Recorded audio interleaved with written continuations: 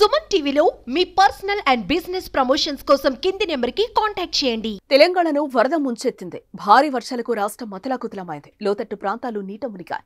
ఇళ్లలోకి వరద నీరు చేరడంతో ప్రజలు తీవ్ర ఇబ్బందులు ఎదుర్కొంటున్నారు.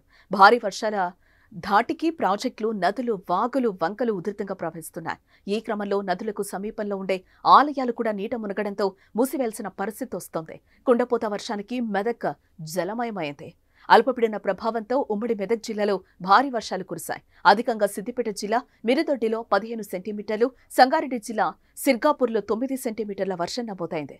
మెదక్ జిల్లాలో హల్దీవాగు, పసుపులేరు, పెద్దవాగు ఉధృతంగా ప్రవహిస్తున్నాయి. ఏడుపాయల వనదుర్గ భవాని ఆలయం జల దిగ్బంధంలోనే చిక్కుకుంది. ఆలయం ముందు నదీపాయ ఉధృతంగా ప్రవహిస్తోంది.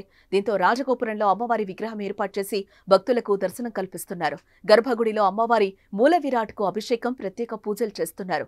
వరద నీరు తగ్గాక తిరిగి దర్శనం కల్పిస్తామని ఆలయ ఈవో తెలిపారు. నక్కవాగు మంజీరా వరదలో చేరడంతో వనదుర్గ ప్రాజెక్టును భారీగా వరద పోటెత్తింది. ప్రాజెక్టు నుంచి 13,000 క్యూసెక్కుల నీటిని అధికారులు దిగువలకు విడుదల చేశారు. వరద నేపథ్యంలో మంజీరాలో జాలర్లు వేటకు వెళ్లొద్దని సూచించారు. అమ్మవారి దర్శనానికి వచ్చే భక్తులు వనదుర్గ ప్రాజెక్టు వైపు వెళ్లకుండా పోలీసులు భద్రతను ఏర్పాటు చేశారు.